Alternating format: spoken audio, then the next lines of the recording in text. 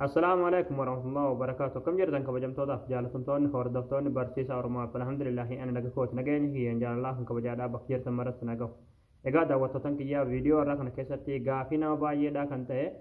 barsiisaa jawwaalli keenya guutee aappii daawuloodii nu godhuu dide yeroo aappii tokko daawuloodii godhana jenne appilikeeshinii kan duraan moobaayil irraa qabnu haqenuun jedha. Akkasuma ammaas yeroo tokko yeroo waa instaal godhana yookiin gad buufne jennee irratti doonne akkanuma zoora ol malee waa gad nuuf hin buusu yookiin nuuf hin lakkaa'u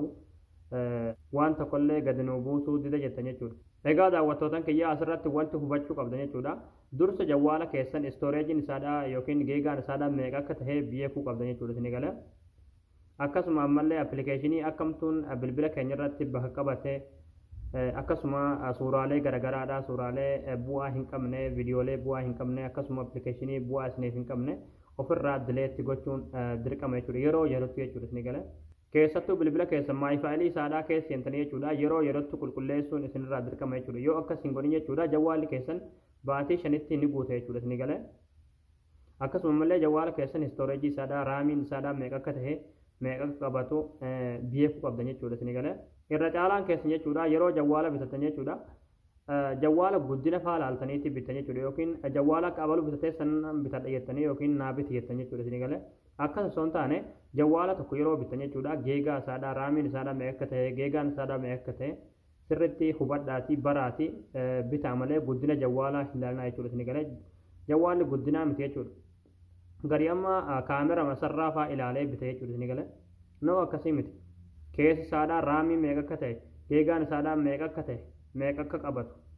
isin galee. Kana sirriitti hubattanii addaan baafattanii jawwaala yeroo bitatan bitadha jechuudha.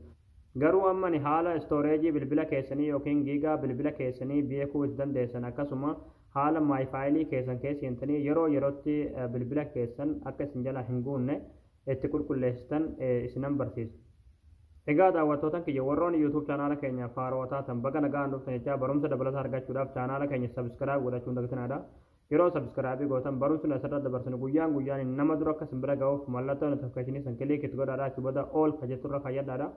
Barumsan garraadhaa sin darbee YouTube chaanaala keenya jala seenaadha viidiyoolee baay'eetu jira viidiyoolee gaggaarii viidiyoolee barumsa irraa argattan hedduutu jira irraa baradhaadha waan isin dhibee gaafii isinitti ta'ee koomentii jalatti nu barreessaadha maatiiwwan chaanaala keenyaadha ammoo viidiyoo keenya laayik sheer gochuudhaan nu jajjabeessuun dagatinaadha. Egaa gamanumaan hangam barumsaan sin dabarsa hanga xumura viidiyoo kiyyatti na faana turaan hordofaa isiniin jedha.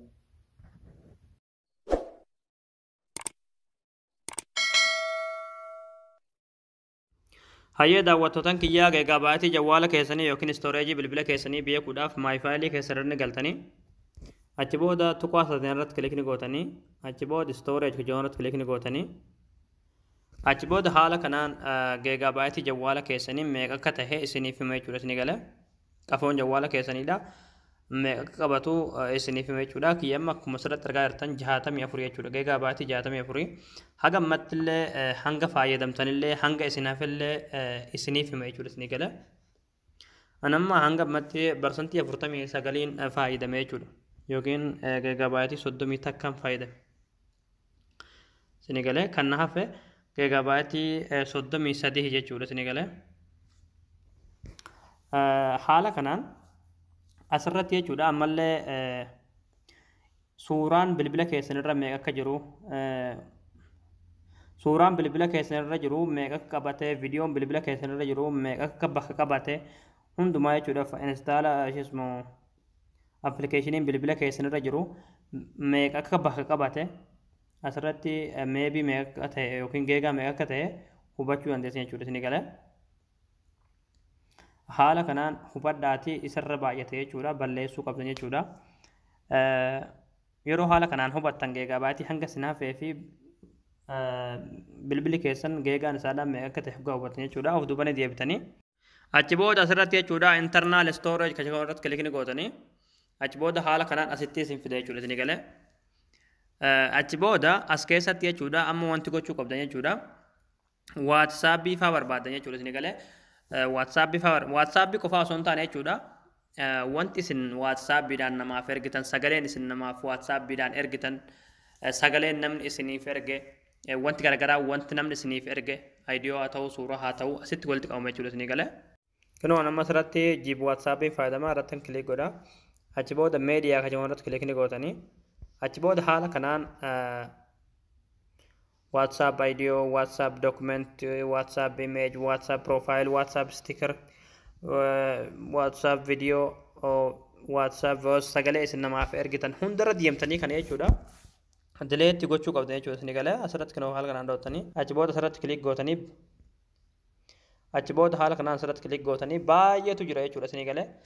ani ni naqe malee baay'eetu jira jechuudha bilbila keessanirra akkiitti baay'eetu jira harkaan tokko gadinirra gattanii achi booda all ka jarru inni keessanii achi booda delete ofirraa gootu jechuudha isin galee kunoo 87 jechuudha haala kanaan bilbila keessan qulqulleessuu qabdan jechuudha isin galee irra deemtanii jechuudha wanti hundi asitti walitti waan qabamuuf jechuudha kan imootis kan messengeraatis kan maaliitis kan hundumaa jechuudha keessa deemtanii irratti dhootanii ilaaluudhaan ani amma tokkoon irra deemee isinitti agarsiisuudhaaf jechuudha daqiiqaan viidiyoo waan dheeratuuf jechuudha egaan hangana karaa isinitti agarsiise isin hundi qulqulleessitan jechuudha isin galee haala kanaan irra deemtanii yeroo hunda qulqulleessuu qabdan jechuudha akkasuma appilikeeshinii bu'aa isiniif hin qabne bilbila keessanirraa osuma bilbili keessan hin guutin jechuudha isin galee yerootti bilbila keessan storage isaadhaa laalaatii hanga isinaaf hanga fayyadamtan haalaan amma isinitti agarsiise kanatti laalaati yerootti qulqulleessaa jechuudha my file keessan keessaa seenaatii suuraalee garagaraa waan isiniif bu'aa hin qabne viidiyoolee garagaraadha aayidiyoolee garagaraadha waan isiniif fayyadne tokko jechuudha akkasuma appilikeeshinii bilbila keessanirra jiru waan isiniif fayyadne tokko remove godhaa jechuudha isin galee osuma bilbilli keessan guute isiniin hin jedhin jechuudha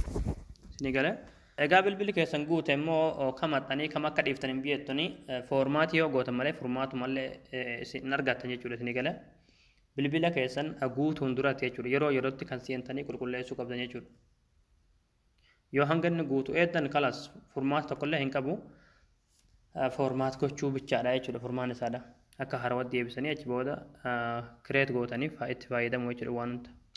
garuu haalaan amma isinitti agarsiise kanaan yerootti seentanii yoo qulqulleessitan jechuudha bilbila keessaniifillee gaariidha jechuudha isin galee bilbilli keessanillee isin jalaa guutee hin tacanaannaqu jechuudha